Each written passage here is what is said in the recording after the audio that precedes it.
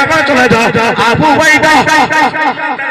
যুদ্ধ করে বাপ জানলা কাফেরদের হয়ে যুদ্ধ করে আবু উবাইদা রাসূলুল্লাহ দরবারের দিকে দাঁড়িয়ে রয়েছে বাপ জানলা কাফেরদের দিকে দাঁড়িয়ে রয়েছে এই বদরের জমিনে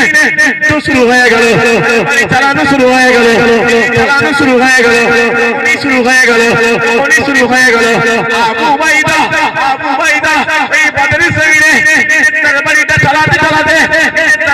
বাপ জানলা গানে মেরে দিয়েছে উনি মেরে দিয়েছে হয়ে গেল আলাদা হয়ে গেল উনি আলাদা হয়ে গেল